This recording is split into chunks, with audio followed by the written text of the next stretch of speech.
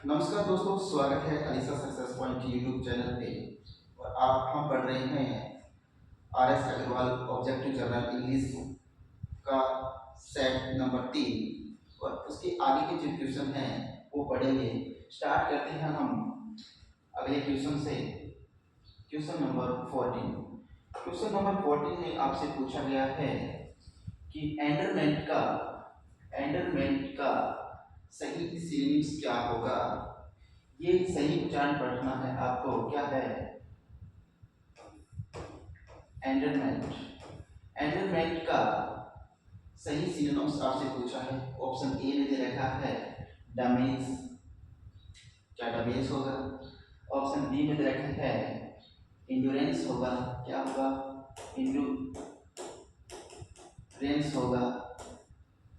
Option C में आपसे पूछा है कलियर होगा। और ऑप्शन डी में आपसे पूछा है टेंडरनेस होगा। और ऑप्शन ई में आपसे पूछा है डेवलपमेंट होगा। आपको बताना है कि इसका राइट आंसर कौन सा है। तो बताइए दोस्तों, इसका राइट आंसर कौन सा होगा। देखते हैं जानने के लिए इसकी हिंदी अनुवाद। सबसे जरूरी है कि इसकी जो हिंदी अनुवाद है वो आना जरूरी है। हर वर्ड जो है इंग्लिश का उसका हिंदी मीनिंग आना बहुत जरूरी है। तो देखते हैं एंडरमेंट का सही जो हिंदी अर्थ होता है वो क्या होता है। ममता, लाड या प्यार या दुलार, ये क्या होता है इसका हिंदी अर्थ होता है। अब देखते हैं कि इसका राइट ऑप्शन कौन सा है। डैमेज का अर्थ होता है नुकसान। एंड्योरेंस का अर्थ होता है सहनशीलता। और कलियर का अर्थ होता है स्पष्ट। और टेंडरनेस का अर्थ होता है ममता, लाड, दुलार, प्यार जो भी है। और डेवलपमेंट का अर्थ होता है विकास। तो देखिएगा दोस्तों, यहाँ पर डेवलपमेंट विकास ये तो गलत हो गया। अब देखिए स्पष्ट, ये भी गलत हो गया। एंड्योरेंस ये भी गलत हो गया। और डैमेज नुकसान ये भी गलत हो गया। तो राइट ऑप्शन इसमें कौन सा है दोस्तों? ऑप्शन डी जो है टेंडरनेस, ये क्या है इसका राइट आंसर है। ठीक है, अब पढ़ते हैं अगला क्वेश्चन। Question number 15। देखिएगा क्वेश्चन नंबर 15 को आपके सामने है। पूछा है आपको वेव। वेव का सही सिनोनिम्स, सही प्रायवाचिक शब्द कौन सा है, ये आपसे इसमें पूछा है। और आपको इसका क्या देना है, राइट आंसर देना है। तो देखिएगा इसको क्या पढ़ते हैं दोस्तों, वेव पढ़ेंगे। क्या पढ़ेंगे? वेव। अब देखिए ऑप्शन ए में इन्होंने बताया है कि बोट होगा, वेजल होगा, बोयंसी होगा। इसको क्या पढ़ेंगे? बोयंसी। क्या पढ़ेंगे? यहाँ पर यू ये है वो साइलेंट हो जाएगा। इसको क्या पढ़ेंगे? बोयंसी पढ़ेंगे। क्या पढ़ेंगे? बोयंसी। इसको क्या पढ़ेंगे? बोयंसी पढ़ेंगे। आगे है ये क्या है, एरोम्यूस पढ़ेंगे। और इसको क्या पढ़ेंगे? वोरोसिटी पढ़ेंगे। क्या पढ़ेंगे? वोरोसिटी। वोरोसिटी इसका राइट जो सही सिनोनिम शब्द है, सही जो प्रायवाचिक शब्द है वो आपको यहाँ पर बताना है। तो बताइएगा इसका कई सही सिनोनिम्स क्या होगा। देखते हैं जानने के लिए कि इसका सही सिनोनिम्स क्या होगा। देखिएगा दोस्तों, इसका हिंदी अर्थ। वर्ब का अर्थ जो होता है वो होता है दोस्तों ऊर्जा, उत्तेजना या जोश। क्या होता है? अब देखते हैं कि ऑप्शन ए में इन्होंने बताया है कि वोट। वोट का अर्थ होता है मत। तो ये ऑप्शन तो इसका क्या हो गया? गलत हो गया। दूसरा ऑप्शन बी दे रखा है बेजल। बेजल का अर्थ होता है पाथर या पीपा। ये भी ऑप्शन गलत हो गया। ऑप्शन डी में इन्होंने दे रखा है एरोनियंस। एरोनियंस का अर्थ होता है गलत सूचना पर आधारित। तो ये भी ऑप्शन गलत हो गया। अगला दे रखा है ऑप्शन ई में वर्सिटी। वर्सिटी का अर्थ होता है ज्ञान, पिपासा। तो ये भी ऑप्शन क्या हो गया? यहाँ पर गलत होता है। तो राइट ऑप्शन कौन सा है दोस्तों? यहाँ पर जो राइट ऑप्शन है इसका वह है ऑप्शन सी। क्या? बोयंसी। बोयंसी का अर्थ क्या होता है? ऊर्जा, उत्तेजना या जोश होता है। तो यही क्या है वेव का एकदम एक्यूरेट, एकदम सही सिनोनिम्स होगा। ठीक है, तो अब पढ़ते हैं हम क्वेश्चन नंबर 16। देखिए क्वेश्चन नंबर 16। क्वेश्चन नंबर 16 में आपसे पूछा है रिलैक्स्ड। रिलैक्स्ड का सही सिनोनिम्स क्या होगा, ये आपसे पूछा गया है। तो बताइएगा। ऑप्शन ए में इन्होंने बताया है एसोसिएटेड होगा। ऑप्शन बी में इन्होंने बताया है रीच्ड होगा। ऑप्शन डी में इन्होंने बताया है ड्रेस्ड होगा। ऑप्शन डी में इन्होंने बताया है ईज्ड होगा। और ऑप्शन ई में इन्होंने बताया है स्ट्रेस्ड होगा। तो बताइएगा इसका राइट आंसर कौन सा होगा, सही सिनोनिम्स इसका कौन सा होगा। तो बताइएगा दोस्तों जल्दी देखते हैं इसका सही सिनोनिम क्या है। देखिए रिलैक्स्ड का जो अर्थ होता है, हिंदी अर्थ होता है रिलैक्स्ड का, वो होता है तनाव मुक्त या बेफिक्र या बेफिक्रा। ठीक है। ऑप्शन ए में इन्होंने बताया एसोसिएटेड। एसोसिएटेड का जो हिंदी अर्थ होता है वो होता है संयुक्त संबंध, मिला जुला संबंध। अब देखिए रीच्ड। रीच्ड का अर्थ होता है पहुंचना। Option C dressed. ड्रेस्ड का अर्थ होता है पोशाक। और ऑप्शन डी है ईज्ड। ईज्ड का अर्थ होता है तनाव मुक्त। और ऑप्शन डी में दे रखा है स्ट्रेस्ड का अर्थ होता है तनावग्रस्त या जोर देना। तो आपको क्या चुनना है, बिल्कुल राइट आंसर जो चुनना है तो सही सिनोनिम्स क्या होगा, सही प्रायवाचिक शब्द क्या होगा। तो स्ट्रेस्ड तो होगा नहीं, यहाँ पर ये गलत हो गया। फिर देखिए ड्रेस्ड पोशाक ये भी नहीं होगा, रीच्ड पहुंच भी नहीं होगा, एसोसिएटेड संबंध भी नहीं होगा। तो यहाँ पर सही जो आंसर है वो क्या है, ईज्ड होगा, तनाव मुक्त। Option D is right here. दोस्तों ये वही क्वेश्चन है, मैं आपको फिर से बता देता हूँ कि R S Agarwal objective general English का सेट नंबर 3 है ये। और सूत्रगढ़ के अंदर जो गुरुनानी सर है वो इन्हीं बुक से क्या देते हैं, सिनोम एंटोनिम्स जो भी है वो देते हैं। और हर एग्जाम में चाहे वो राजस्थान लेवल का हो या इंडिया लेवल का हो, हर एग्जाम में इसी बुक से क्वेश्चन पूछा जाता है। आप नीचे के पेपर आप उठा के देखिएगा या आने वाले एग्जाम को देखिएगा, हर एग्जाम में इसी से क्वेश्चन पूछे जाते हैं।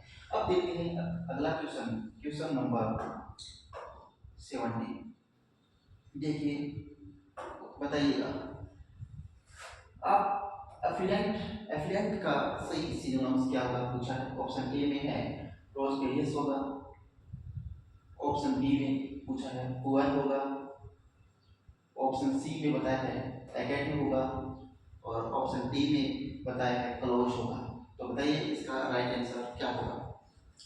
जानने के लिए चलते हैं अपनी अगली टेक्निक पे कि इसका राइट आंसर क्या होगा। देखते हैं एफिलेंट का जो सही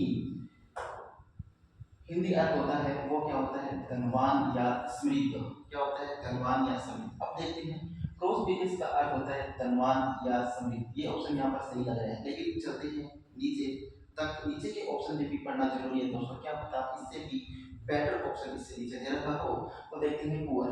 पुअर का अर्थ होता है गरीब, तो ये तो गलत है। सी में दे रखे हैं टैकेटिव। टैकेटिव का अर्थ होता है बातूनी। ठीक है, बहुत ज्यादा जो बात करता है उसको बोलते हैं बातूनी, चैटर बॉक्स। ठीक है। क्लोज, क्लोज का अर्थ होता है समीप या घनिष्ठ। तो ये भी गलत हो गया। राइट ऑप्शन यहाँ पर क्या है, ऑप्शन ए प्रोस्पेरियस क्या इसका राइट आंसर है। अब पढ़ते हैं अगला question, question number 18। Question number 18 या 18 को पढ़ते हैं। देखिए आपसे क्या पूछा गया है, इनफ्रीक्वेंट पूछा गया है। क्या इनफ्रीक्वेंट का सही प्रायवाचिक शब्द कौन सा होगा। ऑप्शन ए में दे रखा है नेवर होगा, नेवर होगा, या यूजुअल होगा, या रेयर होगा, या सम टाइम होगा। तो बताइएगा इसका सही सिनोनिम शब्द क्या होगा, सही प्रायवाचिक शब्द कौन सा होगा। तो देखते हैं दोस्तों इसके हिंदी अर्थ की इसका सही सिनोनिम क्या होगा। देखिए इनफ्रीक्वेंट जो होता है, इस इनफ्रीक्वेंट का हिंदी अर्थ होता है कभी कभी होने वाला। जो कभी कभार हो उसको क्या बोलते हैं, इनफ्रीक्वेंट बोलते हैं। देखिएगा नेवर, नेवर का अर्थ होता है कभी नहीं। तो ये ऑप्शन तो यहाँ गलत हो गया। यूजुअल होता है अक्सर, अक्सर मतलब लगातार होने वाला। तो यूजुअल का अर्थ होता है अक्सर, ये गलत हो गया। रेयर का अर्थ होता है दुर्लभ, तो ये दुर्लभ है, ये भी गलत यहाँ पर हो गया। अब आता है सम टाइम। सम टाइम का अर्थ है क्या, कभी कभी। कभी कभी यहाँ कभी कभी हमें से पूछा है, तो राइट ऑप्शन यहाँ पर क्या है, ऑप्शन डी सम टाइम क्या होगा यहाँ पर राइट आंसर होगा। इनफ्रीक्वेंट का जो एक्यूरेट प्रायवाची शब्द होगा वो क्या होगा, सम टाइम होगा। ठीक है। अब पढ़ते हैं क्वेश्चन नंबर 19 को। क्वेश्चन नंबर 19 में पूछा गया आपसे एडवर्सिटी। एडवर्सिटी का सही प्रायवाचिक क्या होगा। क्या होगा, एडवर्सिटी का सही पर्यायवाची शब्द सिनोनिम्स आपसे पूछा है तो आप बताइएगा। ऑप्शन ए में आपसे बताया गया क्राइसिस होगा, ऑप्शन बी में मिसफॉर्चून होगा, ऑप्शन सी में फेलियर होगा, ऑप्शन डी में बताया गया है हेल्पलेसनेस होगा। तो आपको एक्यूरेट सिनोनिम्स बताना है, एक्यूरेट पर्यायवाची शब्द बताना है एडवर्सिटी का, तो आप जल्दी बताइएगा। जानने के लिए दोस्तों चलते हैं हिंदी टेक्निक के ऊपर और वो देखिएगा क्या है। एडवर्सिटी का अर्थ होता है, वो होता है विपत्ति या अनर्थ। क्या होता है, विपत्ति या अनर्थ हो जाना। क्राइसिस का अर्थ होता है संकट या कमी। क्या होता है, संकट या कमी। ऑप्शन बी है मिसफॉर्चून का अर्थ होता है दुर्लभ। ऑप्शन सी फेलियर, फेलियर का अर्थ होता है असफलता। और ऑप्शन डी दे रखा है हेल्पलेसनेस, हेल्पलेसनेस का अर्थ होता है लाचारी, लाचार। तो बताइएगा इसका राइट सिनोनिम्स या राइट पर्यायवाची शब्द कौन सा होगा, तो आप बताइए क्या होगा, संकट या कमी या लाचार तो नहीं होगा, असफलता भी नहीं होगा और दुर्भाग्य भी नहीं होगा।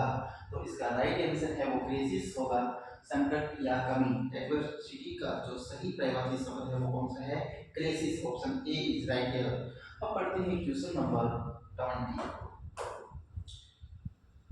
देखिएगा आपसे कुछ है ग्रेटिफाई, ग्रेटिफाई का सही सिनोनिम्स क्या होगा आपसे ये पूछा है। ऑप्शन ए में दे रखा है फ्रैंक होगा, ऑप्शन बी में दे रखा है एप्रिशिएट होगा, ऑप्शन सी में दे रखा है पेसिफाई होगा और ऑप्शन डी में दे रखा है इंड्यूस होगा। तो बताइएगा राइट आंसर क्या होगा। जानने के लिए चलते हैं दोस्तों अपनी हिंदी टेक्निक के ऊपर, जो इसी क्लास का मेन मकसद है आपको सिनोनिम्स को याद कराना। ठीक है, देखिए ग्रेटिफाई का अर्थ क्या होता है दोस्तों, होता है प्रसन्नता, संतोष देना। क्या होता है, प्रसन्नता या संतोष देना। ठीक है, अब ऑप्शन ए में फ्रैंक, फ्रैंक का अर्थ होता है निसंकोच। ठीक है, ऑप्शन बी में दे रखा है एप्रिशिएट, सराहना करना और ऑप्शन सी में दे रखा है पेसिफाई, किसी नाराज या परेशान व्यक्ति को शांत करना। ठीक है, और इंड्यूस दे रखा है मौज मस्ती करना। तो बताइएगा क्या इसका राइट आंसर होगा। ग्रेटिफाई निसंकोच तो गलत होगा, सराहना करना भी गलत होगा, पेसिफाई किसी नाराज या परेशान व्यक्ति को शांत करना क्या होगा, पेसिफाई होगा, या इंड्यूस होगा मौज मस्ती करना। प्रसन्नता संतोष देना ये तो यहाँ पर गलत होगा। ऑप्शन सी पेसिफाई इसका क्या होगा, राइट आंसर होगा ऑप्शन सी। ग्रेटिफाई का जो पर्यायवाची शब्द है वो कौन सा है, पेसिफाई होता है। अब पढ़ते हैं अगले क्वेश्चन को, क्वेश्चन नंबर 21 को। देखिए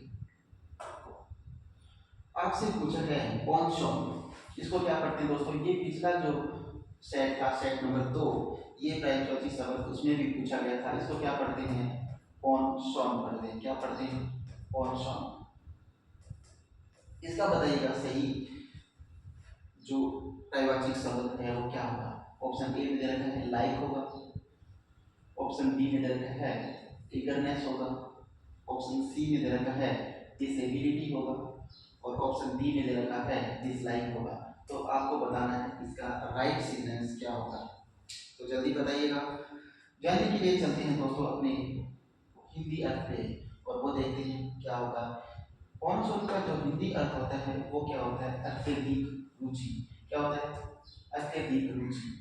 लाइक का अर्थ होता है जैसा या पसंद, ये तो गलत हो गया। ये देखिए ईगरनेस का अर्थ होता है उत्सुकता, डिसेबिलिटी होता है असमर्थता और डिसलाइक होता है नापसंदगी। तो चारों ऑप्शन गलत हो गए क्या यहाँ पर, उत्सुकता अत्यधिक रुचि। तो यहाँ पर राइट ऑप्शन क्या होगा, ऑप्शन सी जो है, सॉरी ऑप्शन बी जो है वो क्या होगा, राइट आंसर होगा। ईगरनेस का अर्थ क्या होता है, उत्सुकता।